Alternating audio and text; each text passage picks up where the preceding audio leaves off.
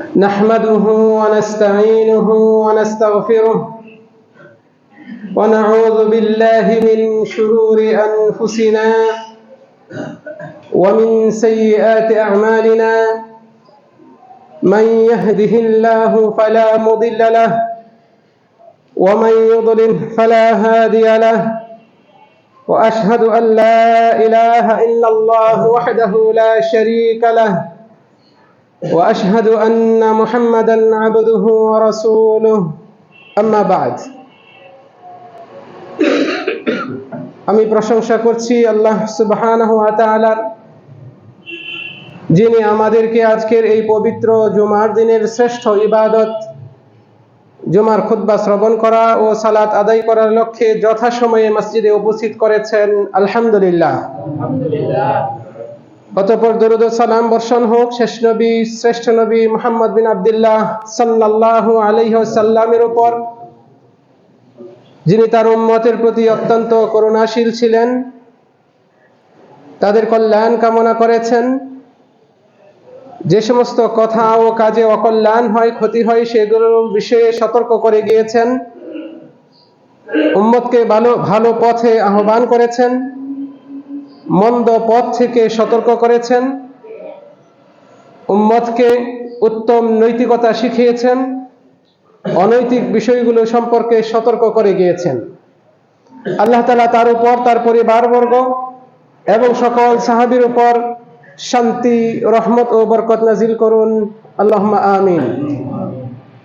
সম্মানিত মুসল্লিবৃন্দ, আল্লাহ সুবহানাহু ওয়া তাআলার প্রিয় বান্দাগণ, আমি আপনাদের সামনে গত প্রায় 4 মাস আগে একটি খুতবা দিয়েছিলাম। উক্ত খুতবায় ইসলামের একটি মূলনীতি আপনাদের সামনে তুলে ধরেছিলাম। উক্ত মূলনীতি ছিল যে ইসলাম মানুষের উপকার করার বিষয়টিকে প্রাধান্য দেয়। পরোপকার সম্পর্কিত আলোচনা করেছিলাম উক্ত খুতবায়। আমি আজকে আপনাদের সামনে আরেকটি মূলনীতি, ইসলামের আরেকটি নীতি আপনাদের সামনে উল্লেখ করব। উক্ত নীতির একটা দিক আপনাদের সামনে আলোচনা করব। ওয়া মা তৌফিকি ইল্লা বিল্লাহ। আমাদের নবী মুহাম্মদ সাল্লাল্লাহু আলাইহি ওয়াসাল্লাম বলেছেন, মান কানা ইউমিনু বিল্লাহি ওয়াল ইয়াউমিল আখির ফালইয়াকুল খায়রান আও লিয়াসমুত। যে ব্যক্তি আল্লাহ এবং পরকালে বিশ্বাস করে, সে যেন কথা বললে ভালো কথা বলে, নচেত চুপ থাকে। বস্তুত এই হাদিসের মাধ্যমে আমাদের নবী মুহাম্মদ সাল্লাল্লাহু আলাইহি ওয়াসাল্লাম আমাদেরকে কথা বলার একটা নীতি শিখিয়েছেন। আমরা যা বলবো সেটা যেন ভালো হয়, কল্যাণকর হয়। যা বলবো তাতে যদি মানুষের কল্যাণ না থাকে, যদিও তা সত্য হয়, তবুও যেন আমরা চুপ থাকি। আপনি সত্যই বলছেন কিন্তু তাতে মানুষের কল্যাণ নাই, এমন পরিবেশে বলছেন যেখানে ওই সত্যটা বললে পরিবেশ আরো ঘোলাটে হবে, ফিতনা তৈরি হবে, ঝগড়া বিবাদ হিংসা বিদ্বেষ আরো উস্কে দেওয়া হবে, তাহলে সেক্ষেত্রে আপনি সত্য হলেও ওই কথাটা বলবেন না। আমি আবারও হাদিসটি শুনাই। রাসূল সাল্লাল্লাহু আলাইহি ওয়াসাল্লাম বলছেন, মান কানা ইউমিনু বিল্লাহি ওয়াল ইয়াউমিল আখির ফালইয়াকুল খায়রান আও লিয়াসমুত। যে ব্যক্তি আল্লাহ ও পরকালে বিশ্বাস করে, সে যেন ভালো কথা বলে, নচেত চুপ থাকে। আমরা যা কিছু বলি, আমাদের মুখ দিয়ে, জিহ্বা ঠোঁটের সমন্বয়ে গঠিত এই মুখ দিয়ে আমরা যা কিছু বের করি, এগুলো কোনোটাই আল্লাহর কাছে বৃথা হিসেবে বিবেচিত হবে না, অযথা হিসেবে বিবেচিত হবে না। অর্থাৎ হয় এগুলো আপনার জন্য হবে অথবা আপনার বিপক্ষে হবে, এইভাবেই আল্লাহর কাছে মূল্যায়িত হবে। আর তাই আল্লাহ সুবহানাহু ওয়া তাআলা বলছেন, মা ইয়ালফিযু মিন কাওলিন ইল্লা লাদাইহি রাকীবুন আতীদ। সে যে কথাই উচ্চারণ করে না কেন, সেটার জন্য তার নিকট সদা প্রস্তুত প্রহরী রয়েছেন, যিনি তার এই কথাগুলো যা মুখ দিয়ে বের করে তা লিখে রাখেন, সেগুলো সংরক্ষণ করে রাখেন। ফলে এই আয়াতের মাধ্যমে আল্লাহ রাব্বুল আলামিন আমাদেরকে যেমন সুসংবাদ দিয়েছেন, তেমনি প্রচ্ছন্ন হুমকিও দিয়েছেন। আমরা ভালো কিছু বললে সেটা সংরক্ষিত থাকবে, এর বিনিময় পাবো। আমরা অকল্যাণকর অহেতুক বেহুদা কিছু বললে সেটাও সংরক্ষিত থাকবে এবং এটার জন্য আমাদেরকে জিজ্ঞাসা করা হবে। নচেত ওই যে সংরক্ষণ করে রাখা হবে, এই সংরক্ষণ করে রাখার কোনো ফায়দা নাই যদি জিজ্ঞাসার সম্মুখীন আমরা না হই। জনৈক সাহাবী রাসূল সাল্লাল্লাহু আলাইহি ওয়াসাল্লামের কাছে এসে বললেন, ইয়া রাসূলুল্লাহ মান নাজাত, হে আল্লাহর রাসূল সাল্লাল্লাহু আলাইহি ওয়াসাল্লাম, নাজাতের ওসিলা কি, নাজাতের মাধ্যম কি, কি করলে আমরা সহজেই নাজাত পাবো? রাসূল সাল্লাল্লাহু আলাইহি ওয়াসাল্লাম বললেন, আমসিক আলাইকা লিসানাক, তুমি তোমার জিহ্বাকে, তোমার এই রসনাকে সংযত করো, সংরক্ষণ করো, লাগাম পরাও।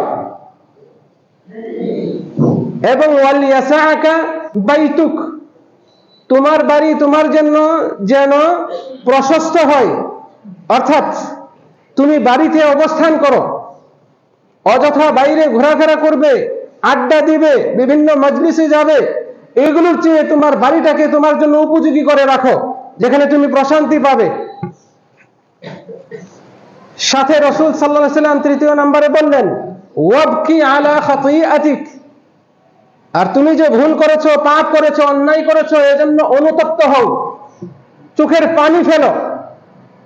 তোমার ভুলের কারণে, তোমার পাপের কারণে তুমি অনুতপ্ত হও, চোখের পানি ফেলো। ওয়াবকি, তুমি ক্রন্দন করো, চোখের পানি ফেলো। রাসূল সাল্লাল্লাহু আলাইহি ওয়াসাল্লাম এই তিনটা উপদেশ দিলেন একটা প্রশ্নের জবাবে। প্রশ্নটা ছিল মান নাজাত, কিসে নাজাত রয়েছে?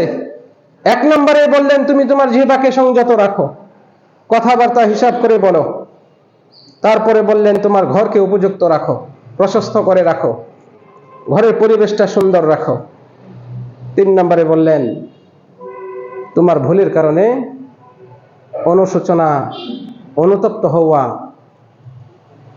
এবং ক্রন্দন করা, নিজেকে এভাবে গড়ে তোলো। সম্মানিত দিনী ভাইরা, তাহলে উপরোক্ত আয়াত এবং এই যে দুইটা হাদিস আপনাদের সামনে উপস্থাপন করলাম, এগুলোর ভিত্তিতে আমাদের কাছে সুস্পষ্ট হয় যে ইসলামের একটা নীতি হচ্ছে যে ইসলামের অনুসারীরা তারা নিজেদের জবানকে হেফাজত করবে। এই জবান দিয়ে যে কথা বের করবে, উচ্চারণ করবে, সেই কথাগুলো যেন কল্যাণকর হয়, ভালো হয়, উপকারী হয়।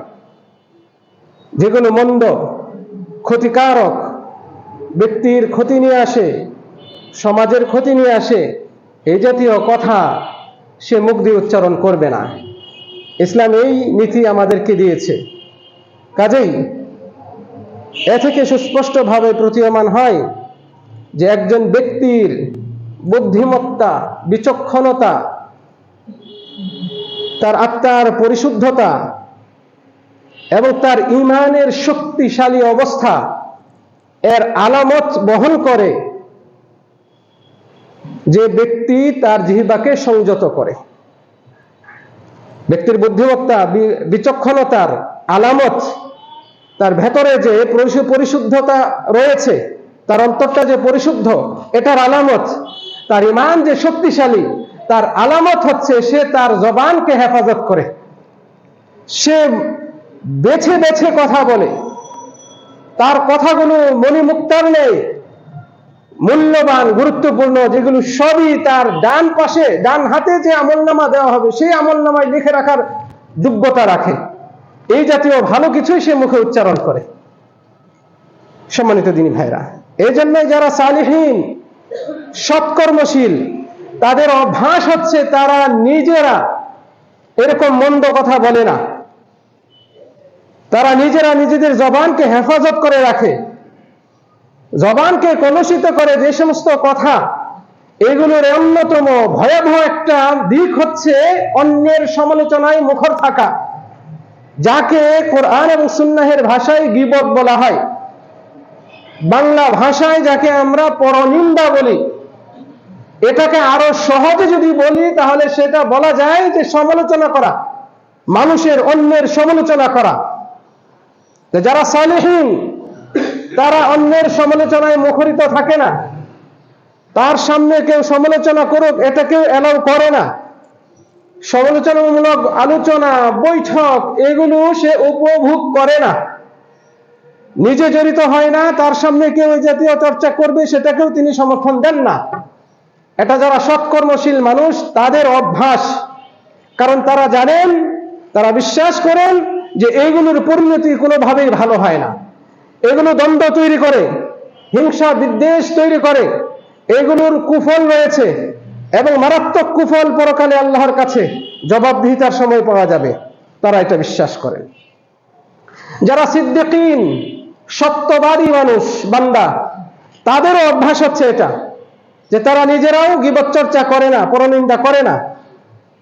কেউ তাদের সামনে এরকম আচরণ করবে, কথা বলবে, গল্প জুড়ে দিয়েছে, সে ওই ধরনের আলোচনা, সমালোচনামূলক আলোচনা বন্ধ করতে সাথে সাথে উদ্যোগ নেয়, সে সেটাকে এলাও করে না। আপনি শুনে আশ্চর্য হবেন, আমাদের যারা সালাফ ছিলেন, সাহাবায়ে কেরাম, তাবিঈনে আযম সহ আর অন্যান্যরা, পরবর্তী 4 ইমাম সহ যত বড় বড় মনীষী এসেছেন ইসলামের, তারা তাদের আচরণ, তাদের লেখনী, তাদের কথাবার্তা, তাদের আমল, এগুলো যারা ভালোভাবে স্টাডি করে তাদের কাছে স্পষ্ট যে তারা শুধু নামাজ, রোজা, হজ, যাকাত, দান সদকা, কোরআন তেলাওয়াত এগুলোকে ইবাদত মনে করতেন না, বরং নিজেদের জিহ্বা থেকে অন্যদেরকে হেফাজতে রাখা, গীবত চর্চা, পরনিন্দা করা, অন্যের সম্মানহানি করা থেকে নিজেদেরকে সংযত রাখাকেও ইবাদত মনে করতেন। মনে হয় বুঝাইতে পারি নাই। আমাদের পূর্বসূরীরা শুধুমাত্র নামাজ, রোজা এগুলোকে ইবাদত মনে করতেন না, বরং অন্যের সম্মান হানি না করা, কারো গীবত চর্চা না করা, এটাকেও তারা ইবাদত মনে করতেন। ফলে তারা অন্যের গীবত চর্চা করা থেকে নিজেদেরকে হেফাজতে রাখতেন। আরো শুনে আশ্চর্য হবেন যে আমাদের পূর্বসূরীরা যখন কোনো ভালো মানুষের গুণ উল্লেখ করতেন, যে এই মানুষের এরকম এরকম ভালো গুণ ছিল, এই গুণগুলো এক এক করে উল্লেখ করার ক্ষেত্রে তারা এই গুণটা উল্লেখ করতেন যে অমুক মনীষী, অমুক ইমাম, অমুক আলেমের বৈঠকে কোনোদিন কারো গীবত শোনা যায় নাই। আপনার কাছে, আমার কাছে হয়তো এটা মামুলি বিষয় মনে হবে, কিন্তু এটা আমাদের সালাফ যারা ছিলেন, আলেম উলামা যারা ছিলেন, তারা এটাকে বিশাল হিসেবেই দেখতেন, বিশাল বড় গুণ, ইতিবাচক গুণ হিসেবেই দেখতেন, যে অমুকের মাজলিসে কোনোদিন গীবত শোনা যায় নাই। অথচ আমাদের মাজলিসগুলো দেখেন, আলেম উলামাদের মাহফিলগুলো দেখেন, হালাকাগুলো দেখেন, বৈঠকগুলো দেখেন, কে কার বিরুদ্ধে বিষোদাগার করতে পারে, তত সে ভাইরাল হবে, তত তার মান বাড়বে, এরকম একটা প্রবণতা তৈরি হয়েছে। অথচ এই মিম্বার, এই মিহরাব, এই টেবিলগুলো, পড়ানো টেবিলগুলো, উস্তাদের টেবিল চেয়ারগুলো, এগুলো পবিত্র, এখানে কোনোভাবেই গীবত চর্চা হওয়া উচিত নয়। আমাদের সালাফগণ এইভাবে মূল্যায়ন করতেন। গীবত চর্চা করা, পরনিন্দা করা, এটা এত নিকৃষ্ট কাজ যে এটা কেবল নিকৃষ্ট মানুষদেরই খোরাক। গীবত চর্চা করা, সমালোচনা করা, অন্যের সমালোচনায় মুখরিত থাকা, এটা এত নিকৃষ্ট কাজ, কেবল যারা নিকৃষ্ট প্রকৃতির মানুষ তারাই এটাকে চর্চা করে, তারাই এটাকে মুখে চর্বণ করতে থাকে, এটা তাদের চারণ ক্ষেত্র। অথচ ইসলামের সকল আলেম একমত যে গীবত করা, পরনিন্দা করা, অন্যের সমালোচনা করা অযথা, অহেতুক, এটা কবিরা গুনাহ, শরীয়তের দৃষ্টিতে এটা হারাম কাজ। ইসলাম এটাকে হারাম ঘোষণা করেছে। এটাকে জায়েজ কোন আলেম বলেছেন এরকম কোন রকমের প্রমাণ পাওয়া যায় না, কোন রকমের প্রমাণ পাওয়া যায় না। গীবত চর্চা করা অত্যন্ত মারাত্মক একটি অপরাধ। কাজে যারা এই ধরনের কাজে জড়িত হয় তাদের উচিত আল্লাহর কাছে তওবা করা, তওবা করে আল্লাহর কাছ থেকে ক্ষমা চেয়ে নেওয়া। আল্লাহ সুবহানাহু ওয়া তাআলা এই মর্মে বলছেন, ওয়ালা ইয়াগতাব বা'দুকুম বা'দা আইয়ুহিব্বু আহাদুকুম আন ইয়াকুলা লাহমা আখিহি মাইতান ফাকারিহতুমুহ। আল্লাহ তাআলা বলছেন যে তোমাদের একে অপরের জন্য গীবত না করে, সমালোচনা না করে। ওয়ালা ইয়াগতাব, কেউ যেন গীবত না করে। বা'যুকুম বা'যা, তোমাদের কেউ কারো পরনিন্দা যেন না করে। আইয়ুহিব্বু আহাদুকুম আন ইয়াকুলা লাহমা আখিহি মাইতা, তোমাদের কেউ কি তার মৃত ভাইয়ের মাংস খাওয়া পছন্দ করে? ফাকারিহতুমু, তোমরা তো এটাকে অপছন্দই করো। তার মানে এই আয়াতের মাধ্যমে আল্লাহ রাব্বুল আলামিন যেমন নিষেধ করছেন গীবত চর্চাকে, এই গীবত চর্চার একটা পরিণতি উল্লেখ করছেন যে এই গীবত চর্চা করা নিজের মৃত ভাইয়ের মাংস খাওয়ার শামিল। তোমরা কি এই মাংস খাওয়া পছন্দ করো? তোমরা তো অপছন্দই করো। তার মানে তাহলে যেহেতু তোমরা মাংস খাওয়া, মৃত ভাইয়ের মাংস খাওয়াকে অপছন্দ করো, কাজেই গীবত চর্চাকেও তোমরা এরকম অপছন্দ ও ঘৃণা করে চলো। এরপরে আল্লাহ তাআলা বলছেন ওয়াত্তাকুল্লাহ, তোমরা আল্লাহকে ভয় করে চলো। ইন্নাল্লাহা তাওয়াবুর রহিম, নিশ্চয়ই আল্লাহ তওবা কবুলকারী, পরম দয়ালু। গীবত করতে না করলেন, গীবত করা মৃত ভাইয়ের মাংস খাওয়ার শামিল। তারপরে বলছেন নিশ্চয়ই আল্লাহ তওবা কবুলকারী এবং দয়ালু। তওবার কথা এখানে বলার মাধ্যমে আল্লাহ রাব্বুল আলামিন এই ইঙ্গিতই দিলেন, তোমাদের দ্বারা যদি এই অপরাধ হয়ে যায় তাহলে আল্লাহর কাছে কি করো? তওবা করো। তাহলে অবশ্যই আমাদেরকে এটার কারণে আল্লাহর কাছে তওবা করতে হবে। সম্মানিত দিনী ভাইয়েরা, জনৈক সাহাবী আমর ইবনুল আস রাদিয়াল্লাহু আনহু, তিনি একদিন রাস্তা দিয়ে যাচ্ছিলেন, সাথে বেশ কয়েকজন সাহাবী ছিলেন, সঙ্গী ছিলেন। রাস্তায় হঠাৎ করে দেখেন রাস্তার পাশে একটা মৃত খচ্চর পড়ে আছে। এটা দেখে তিনি বললেন, সঙ্গীদেরকে বললেন, কোন ব্যক্তি এই মৃত খচ্চরের মাংস খেয়ে তার পেট ভরবে, এটা তার জন্য ভালো, তার কোনো মৃত ভাইয়ের মাংস খাওয়ার চেয়ে, মানে কারো গীবত করার চেয়ে মৃত খচ্চরের মাংস খাওয়া ভালো। এতটা মারাত্মক হচ্ছে গীবত চর্চা করা। এই জন্যই হাসান বসরি রাহিমাহুল্লাহ তিনি বলছেন যে গীবত এটা এত মারাত্মক এবং এত দ্রুত ব্যক্তির দিনের উপর, দিনদারিতার উপর, ঈমান আমলের উপর প্রভাব ফেলে, নেতিবাচক প্রভাব ফেলে। মানুষ খাদ্য গ্রহণ করলে যত তাড়াতাড়ি সেই খাদ্যের ক্রিয়া শরীরে তৈরি হয় তার চেয়েও বেশি। আমি যে খাদ্য পানীয় গ্রহণ করি, এটা শরীরে যত দ্রুত তার কাজ করে, প্রভাব বিস্তার করে, তার চেয়েও দ্রুত আপনার দিনদারিতায়, আপনার ঈমান ও আমলে নেতিবাচক প্রভাব ফেলে গীবত চর্চা। আল্লাহ রাব্বুল আলামিন আমাদেরকে হেফাজত করুন। সম্মানিত দিনী ভাইরা, গীবত কি? আমরা শুনে আসছি গীবত কি। গীবতের ব্যাপারে সতর্কতা স্বরূপ অনেক আলোচনা হয়েছে, এমনকি এই মেম্বারেও বহুবার এই বিষয়ে খুতবা হয়েছে। তদুপরি আলেম ওলামারা কেন বারবার বলেন? কারণ এর পরিণতি খুব করুণ হয়, খুব লাঞ্ছনাদায়ক হয়। সেগুলো আমরা ইনশাআল্লাহ ধাপে ধাপে শুনবো।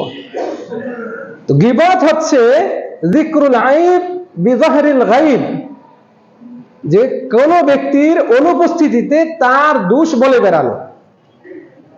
ব্যক্তি উপস্থিত নাই, তার অনুপস্থিতিতে দোষ বলে বেড়ানো, এমন দোষ, এমন কিছু বলা, এমন সমালোচনা করা যেটা শুনলে সে কষ্ট পাবে, অপছন্দ করবে।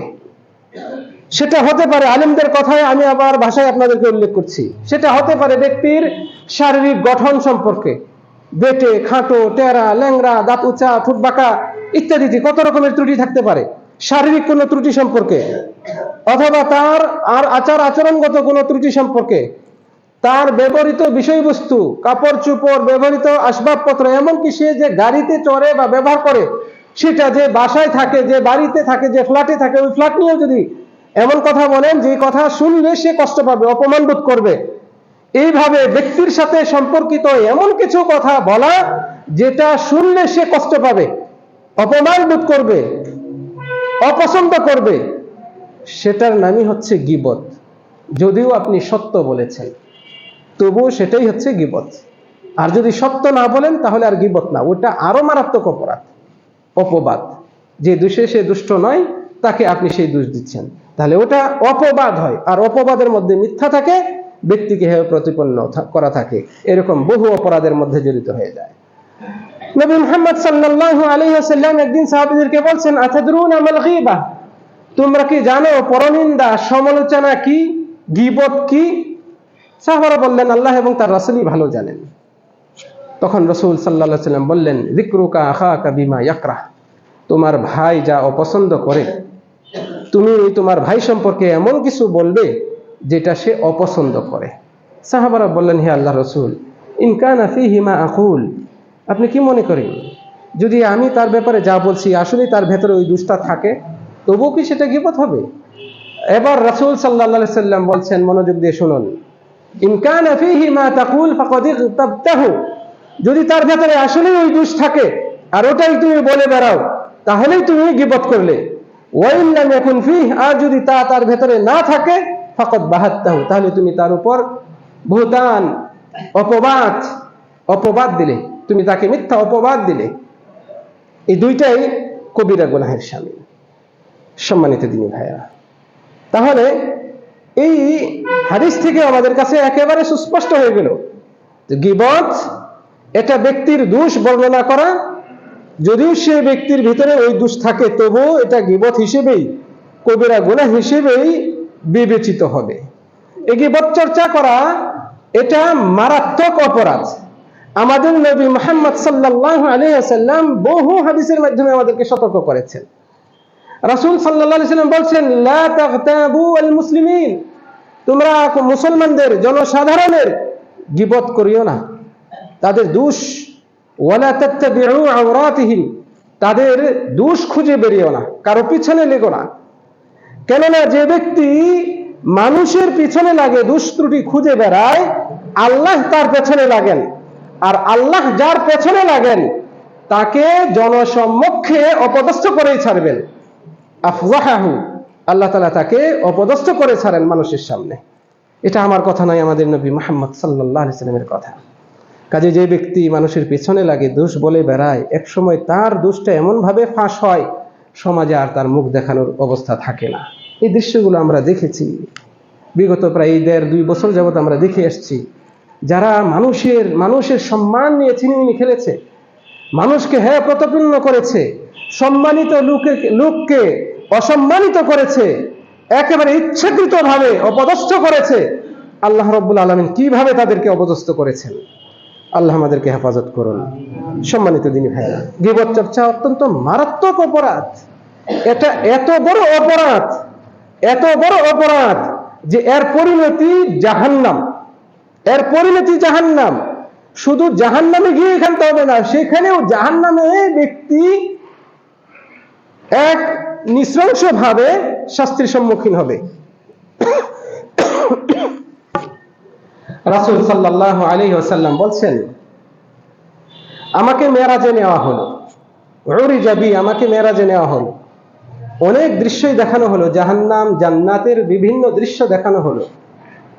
এই দৃশ্যগুলো বর্ণনা করতে করতে রাসূল সাল্লাল্লাহু আলাইহি ওয়াসাল্লাম বলছেন, ওয়া মারারতু বিকাউমিন লাহুম আযফারুম মিন নুহাস, আমি একদল মানুষের পাশ দিয়ে যাচ্ছিলাম, আমাকে নিয়ে যাওয়া হচ্ছিল, যে লোকগুলোর নখগুলো ছিল তামার তৈরি, বিশাল বড় বড় নখ, ধারালো নখ।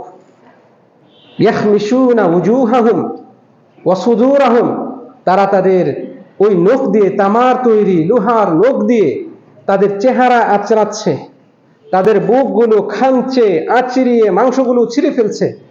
এই বিভৎস দৃশ্য দেখে আমি বললাম, হে জিবরিল, মান হাউলা, এরা কারা? এভাবে তাদের শাস্তি দেওয়া হচ্ছে, এরা কারা? তখন জিবরাইল আলাইহিস সালাতু ওয়াস সালাম জবাবে বললেন, হাউলা কানু ইয়াকুলুনা লুহুমান নাস, এরা ওই সমস্ত লোক যারা দুনিয়ায় মানুষের মাংস খেয়ে বেড়াতো। এরা দুনিয়ায় মানুষের মাংস খেয়ে বেড়াতো। ওয়া ইয়াকারুনা আলা আরাদিহিম, এবং মানুষের সম্মানহানি করত। ফলে তাদেরকে এই জাহান্নামে এভাবে শাস্তি দেওয়া হচ্ছে। তারা নিজেরাই নিজেদের নখ দিয়ে, যে নখগুলো আল্লাহ তাআলা, এখন তো আমাদের এই নখ আমরা সহজেই কেটে ফেলতে পারি, কিন্তু ওই সময় নখগুলো হবে বিশাল বড় বড় এবং তামার তৈরি, নহাসের তৈরি হবে, পিতলের তৈরি হবে, লোহা জাতীয় এই ধাতব দিয়ে তৈরি হবে। সেটা দিয়ে সে খামচাতে থাকবে, রক্ত মাংস সব ছিঁড়ে ফেলবে। এইভাবেই তাকে শাস্তি দেওয়া হবে। সম্মানিত দিনী ভাইরা, একটু লক্ষ্য করে দেখুন, এখানে তাদের অপরাধ বলা হয়েছে যে তারা দুনিয়াতে মানুষের মাংস খেয়ে বেড়াতো।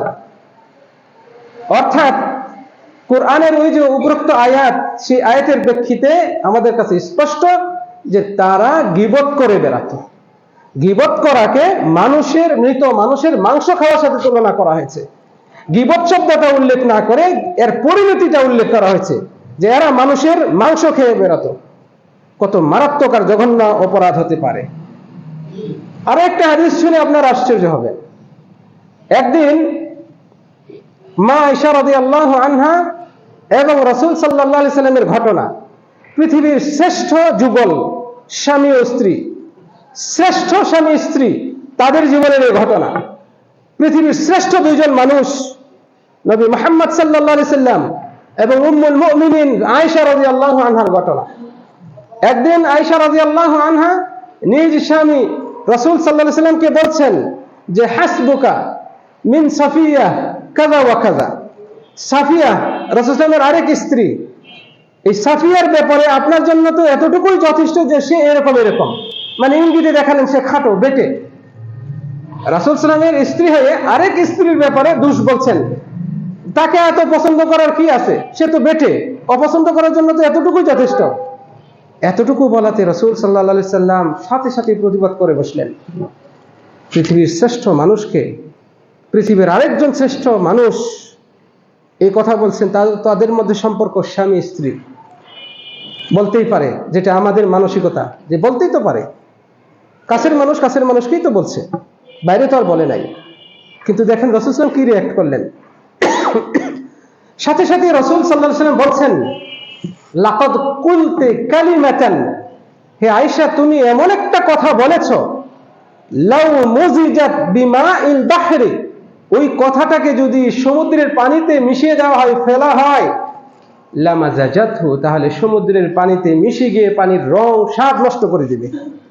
সমুদ্রে যদি তোমার এই কথাটাকে ফেলা হয়, সমুদ্রের রং চেঞ্জ করে ফেলবে, স্বাদ নষ্ট করে ফেলবে।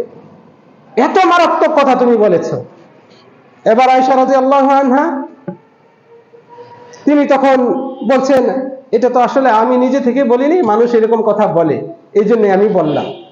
রাসূল সাল্লাল্লাহু আলাইহি ওয়াসাল্লাম বলছেন, আমাকে যদি এত হাদিয়া দেওয়া হয় আর বলা হয় মানুষ এই কথা বলে, তুমি এটা বলো, তবু আমি বলবো না। মানুষের কথা শুনেই যে আমি বলবো, বিনিময় যদি আমাকে দেওয়া হয়, তবু আমি বলবো না। তো এই হাদিস থেকে আমাদের কাছে শিক্ষা হচ্ছে যে গীবত চর্চা, দোষ বর্ণনা করা, এটা যদি কাছের মানুষেরও হয় এবং কাছের মানুষের কাছেও যদি হয়, তবুও এটা গীবত হিসেবে মারাত্মক অপরাধ বিবেচিত হবে, ন্যূনতম ক্ষেত্রে ছাড় নেই। আমরা তো বন্ধুকে কাছে পেলে অন্য বন্ধুদের নামে নানান রকমের গল্প গুজব করি, হাসির ছলে অথবা সিরিয়াসলি বলি। কত মহিলা রয়েছে বান্ধবীকে পেলে অন্যান্য বান্ধবী বা পাশের বাড়ির মহিলা সম্পর্কে কত রকমের কথা বলে, এগুলো সব গীবত চর্চা। এগুলোর মাধ্যমে ঈমান নষ্ট হচ্ছে, আমল নষ্ট হচ্ছে, নিজের আমলের পাল্লা হালকা হচ্ছে। গীবত চর্চার একটা মারাত্মক দিক হচ্ছে, যারা গীবত চর্চা করেন তাদের আমলনামা হালকা হতে থাকে। আবারও বলছি, যে গীবত চর্চা করে, পরনিন্দা করে, সেই ব্যক্তির আমলনামা হালকা হয় এর মাধ্যমে, অর্থাৎ তার নেকি তার আমলনামা থেকে নিয়ে নেওয়া হয়। যার গীবত চর্চা করছে, যার অপমান বা দোষ ছড়ানো হচ্ছে, সেই ব্যক্তির আমলনামায় দিয়ে দেওয়া হয়। এটা কিন্তু এক আশ্চর্য অপমানজনক শাস্তি। আপনি নামাজ পড়ছেন, রোজা রাখছেন, হজ করে আসছেন, যাকাত দিচ্ছেন, কষ্টার্জিত টাকা থেকে দান সদকা করছেন, আপনি বুক ভরা আশা নিয়ে আসেন পরকালে এর সওয়াব পাবেন। সওয়াবের দিন, যেদিন সওয়াব হাতে দেওয়া হবে, আমলনামা হাতে দেওয়া হবে, রেজাল্ট ঘোষণা হবে, সেই দিন দেখবেন ওখানে তো কিছুই নাই। ওগুলো তো তাকে দেওয়া হয়েছে যাকে আপনি তাচ্ছিল্য করেছিলেন, যার দোষ আপনি গিয়ে সমাজে প্রচার করেছিলেন, তার আমলনামায় আছে। এটা কি অপমানজনক শাস্তি না? এর চেয়ে বড় অপমানজনক আর শাস্তি কি হতে পারে? যা আপনি কষ্ট করে অর্জন করেছেন, আপনার ছোট্ট একটা ভুলের কারণে সেগুলো আরেকজনের হাতে চলে গেল, বেহাত হয়ে গেল। এই জন্যই আব্দুল্লাহ ইবনে মুবারক রাহিমাহুল্লাহ তিনি বলছেন, লাউ কুনতু মুগতাবান লাগতাবতু ওয়ালিদাই, আমি যদি গীবত করি তাহলে আমি আমার বাবা মায়ের গীবত করব। ফাইন্নাহুমা আহাক্কু বিহাসানাতি, কারণ আমার বাবা মাই হচ্ছে আমার নেকি পাওয়ার বেশি হকদার। আমার বাবা মা হচ্ছে আমার নেকি পাওয়ার বেশি হকদার। কাজে আমার নেকি যদি কেউ পায় তাহলে আমার বাবা মা পাক। আর এই নেকি একজনের নেকি আরেকজনের কাছে চলে যায় কি কারণে? গীবতের কারণে। যদি আমি গীবত করি তাহলে বাবা মায়েরই করবো। আমি মনে হয় বুঝাইতে পারি নাই আপনাদেরকে। তো গীবত এমন একটা মারাত্মক অপরাধ, আপনি যার গীবত করবেন তার আমল নামে আপনার নেকিগুলো ট্রান্সফার হয়ে যাবে। একদিন হাসান বসরি রাহিমাহুল্লাহকে একজন এসে বলছেন, আমি শুনলাম ওকে আপনার গীবত করতেছে, আপনার দোষ বলতেছে, নানান রকমের কথা সরাইতেছে আপনার নামে, তাই নাকি? তিনি বাসার ভেতরে ঢুকে গেলেন, এক ঝুড়ি তাজা ফ্রেশ খেজুর নিয়ে আসলেন, এনে বললেন এই এক ঝুড়ি খেজুর ওই ব্যক্তিকে দিয়ে আসো, আর এই যে চিঠিটাও দিয়ে আসবা। অবাক হয়ে গেলেন তিনি, তার দোষ বলছে অথচ তার জন্য গিফট পাঠাচ্ছে। ওই চিঠিতে পরে ওখানে যাওয়ার পরে এই চিঠিটা প্রকাশ পেল, সেখানে লেখা আছে, তোমাকে ধন্যবাদ, শুনলাম তুমি নাকি তোমার আমল নামা থেকে নেকি আমাকে কিছু হাদিয়া দিয়েছ, সেজন্য এটার প্রতিদান স্বরূপ তোমার জন্য কিছু খেজুর পাঠালাম। তার মানে যদিও এটা মানে একটু মানে কি বলা হয়, একটু হাসির মতো ঘটনা, কিন্তু এখানে বিশাল শিক্ষণীয় বিষয় রয়েছে। তার মানে এখান থেকে সালাফদের এই যে মনোভাব, সেটা আমরা বুঝতে পারি যে তারা এটাকে বিবেচনা করতেন যে যে গীবত করছে তার নেকি যার গীবত করা হয় তাকে দেওয়া হয়, তাকে দেওয়া হয়।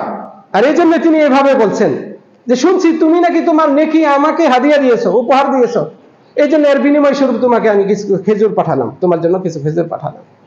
তার মানে গীবত করলে আপনার নেকি কমে যায়। যার অপমানে আপনি গীবত করছেন, সমালোচনায় মুখরিত, সেই ব্যক্তির আমল নামায় আপনার নেকিগুলো জমা হয়ে যায়।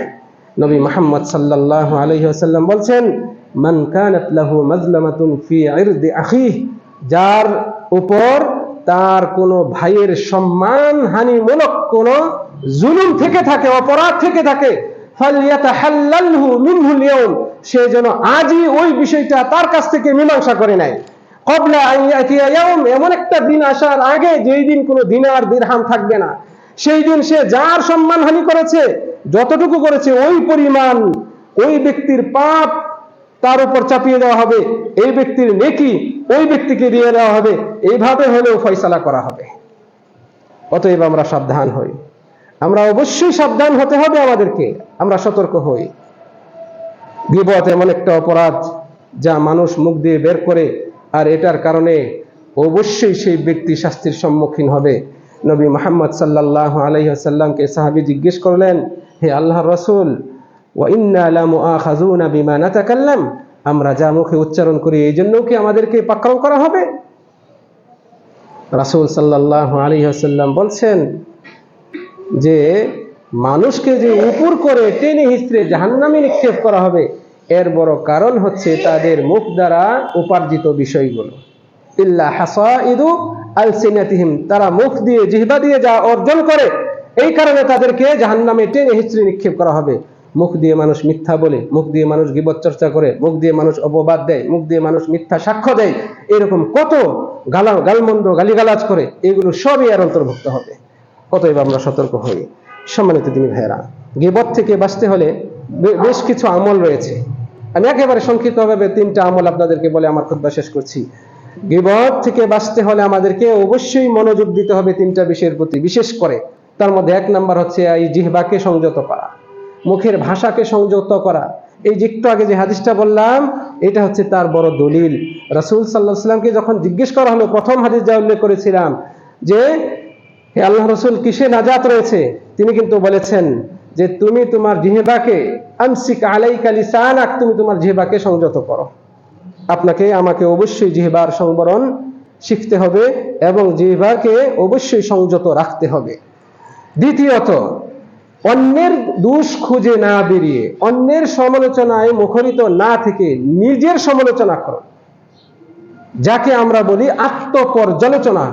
আপনার ঈমানটা কেমন, আপনার আমলগুলো কেমন, আপনার চলনটা কেমন, আপনার ব্যবহারটা কেমন, আপনি কিভাবে চলছেন, আপনার ইনকামটা কেমন, আপনি যে টাকাটা ইনকাম করছেন সেটা ব্যয় করছেন, সেটা কি হালাল পথে ব্যয় হচ্ছে কিনা আপনি নিজেকে নিয়ে ভাবুন।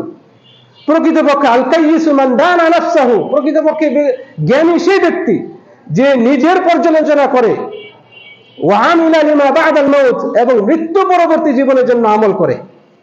সে অন্যকে নিয়ে ভাবে না, অন্যের কি দোষ সেগুলো খুঁজে না, নিজের দোষ খুঁজে বেড়ায় প্রকৃত জ্ঞানীরা। 3 নাম্বার হচ্ছে সৎসঙ্গ গ্রহণ করুন, অসৎসঙ্গ ছাড়ুন। সৎসঙ্গ অবশ্যই আপনাকে ভালো পথ দেখাবে, অসৎসঙ্গ অবশ্যই আপনাকে মন্দ পথে নিয়ে যাবে। এটা একেবারে শতভাগ কার্যকরী একটা কথা। এই জন্য নবী সাল্লাল্লাহু আলাইহি ওয়াসাল্লাম এটার উদাহরণ দিয়েছেন, সৎসঙ্গ আর অসৎসঙ্গের উদাহরণ দিয়ে বলছেন, মাসালুল জালিসিস সালেহ, সৎ সঙ্গীর উদাহরণ হচ্ছে আতরওয়ালার ন্যায়। আপনি আতরওয়ালার কাছে গেলে হয় আতর কিনবেন, না হয় আতরওয়ালাই একটু আপনার হাতে ঘষে দিবে, জামাতে লাগিয়ে দিবে। আর তাও যদি না হয় অন্তত তার কাছে গেলে ঘ্রাণ পাবেন, আতরের ঘ্রাণটা পাবেন। তিনটাই আপনার জন্য মনোরঞ্জনমূলক, প্রশান্তি দেয়, একটা সুবাতাস আপনার ভিতরে নিয়ে আসে, আপনাকে দেয়, আনন্দ আসে। এই 3টা যে কোনো একটা পাবেন। আর মন্দ সঙ্গ, এটার উদাহরণ রাসূল সাল্লাল্লাহু আলাইহি ওয়াসাল্লাম দিয়েছেন কামারের সাথে, যে কামার হাপড়ে ফু দেয় আর লোহাতে বাড়ি দেয়, এখান থেকে আগুনের স্ফুলিঙ্গ ওঠে।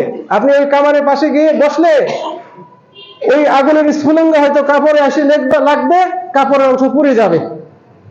আর তাও যদি না হয় অন্তত ওখানকার যে ভ্যাপসা গন্ধ, দুর্গন্ধ, যা অপছন্দনীয়, ওই পরিবেশটা আপনার কাছে অপছন্দনীয় হবে, ওই গন্ধটা আপনার গায়ে আসবে। এইভাবে রাসূল সাল্লাল্লাহু আলাইহি ওয়াসাল্লাম আমাদেরকে উদাহরণ দিয়েছেন। সম্মানিত দিনী ভাইরা, কাজে আমরা আমাদের কথাকে সংযত করি, আল্লাহ রাব্বুল আলামিনের কাছে কামনা করি রব্বুল আলামিন আমাদের প্রত্যেকটা কথা ও কাজ তার সন্তুষ্টির জন্য করে দিন। আমরা যেন সত্যবাদী হই, সত্যবাদীদের সাথে চলতে পারি, আল্লাহ তাআলা আমাদেরকে তৌফিক দান করুন। আমরা অন্যায় পরিহার করব, অন্যায় কথা ও কাজকে পরিহার করে চলবো, আল্লাহ তাআলা আমাদেরকে তৌফিক দান করুন। আকুলু কওলি হাযা ওয়া আস্তাগফিরুল্লাহ লি ওয়া লাকুম ওয়া লিসাইরিল মুসলিমিনা মিন কুল্লি যামবিন ফাস্তাগফিরুহ।